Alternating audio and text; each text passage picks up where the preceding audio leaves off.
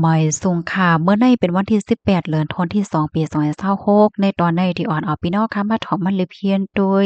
ต่างกินหาเมียวอันเฮาค่ะกึ่งลีกินเมื่อเฮาค่ะกินยานั่นลั่นล้า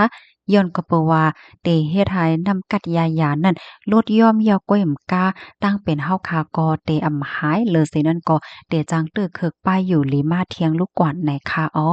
เป็นสังละลายในเฮาค่ะมาถ่อมด้วยกว่าจ้อมกันค่ะ ที่หนึ่งได้ก่อเป็นน้ำนมนั้นก็ตั้งกินตั้งยำอันลูกมาดีน้ำนมเนี่ยค่ะขอแนะนำค่ะสังว่าเฮาค่ะตื่นว่าได้เลยกินนมนั้นก็ใครกินนมเพราะว่าในจึงให้เฮาค่ะห่างปันอ่อนตั้งแต่กินแลไหว้หลังกินได้1-2ชั่วโมงนะคะข้อที่2ค่ะแอลกอฮอล์น้ำเมาในเมื่อพ้องที่เฮาค่ะอยู่หลีได้เลยกินยานั่นให้เงิ่งลองกินน้ำเมาแอลกอฮอล์หน่อยค่ะ สันเจ้าหนังว่าเฮาคากินแอลกอฮอล์กว่าเมื่อพ้องที่เฮาคากินยานั่นเพราะว่าในจึงไหนมันดีกว่าเตื้อเคิกลองเหตุการณ์ของตาบในเลอเซนนั่นก็ได้เฮ็ดให้ยาหมางเสี้ยนในนำกัดมันลดยอมลงค่ะเหมือนจังหนังยาแก้ปวดว่ายาโฮปั่นโฮเมาโฮไข้โฮจี้และเจ้าไหนเลอเซนนั่นก้วยก้าในยังแต่จังเฮ็ดให้มีพรปางตื้อเฮ็ดให้โฮปั่นโฮเมาไข้หลับไข้นอนและจังไหน ป้าเทียงลูกกวาดเหย้าเนี่ยค่ะขอแนะนำแต่ก่อนไหนบ่พ้องที่เฮาคายมหลีโหลกินยาอยู่นั่นเงิ่งลองกินน้ำเมาแอลกอฮอล์ในดีเลอเซเปิ้นเหย้าหน่อยค่ะกำในมาแทงตอนหนึ่งน้ำเลงและกอฟรีค่ะขอในใกล้ๆเลยยินค่ะเนาะใกล้ยินปอทอไม่แก่เฮาลาดว่าเมื่อกินยาเนี่ยอย่าไปกินน้ำเลงน่ะเนี่ยเฮาก็มีความถามเหมือนกันค่ะเนาะย้อนก็เปิดสังค่าไอ้แน่นะเหมือนในรายหันแม่นข้อมูลค่ะ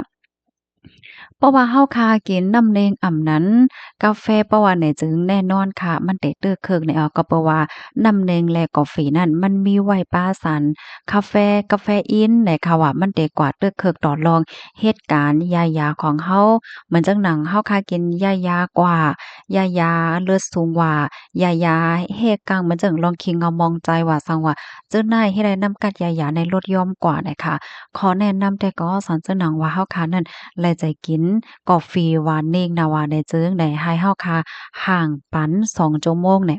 ก่อนเฮาคากินยา2ชั่วโมงแล้วไหว้หลังเฮาคากินยาได้2ชั่วโมงได้ยาวคานนะพี่น้องเฮาค่ะมันก็ได้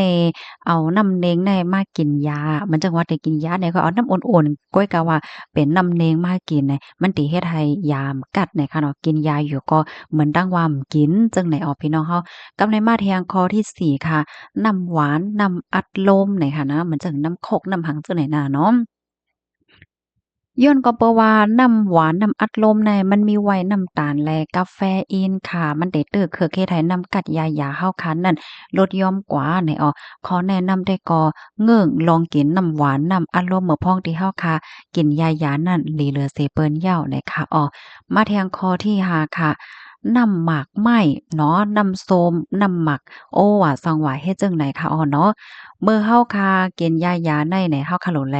เงิ่งลองกินน้ำหมากไหม้ในอ่อนตั้ง2ชั่วโมงแล้วไหว้หลัง2ชั่วโมงไหนค่ะข้อมูลตอนในค่ะเลยเปิงอิงเอามาที่เว็บไซต์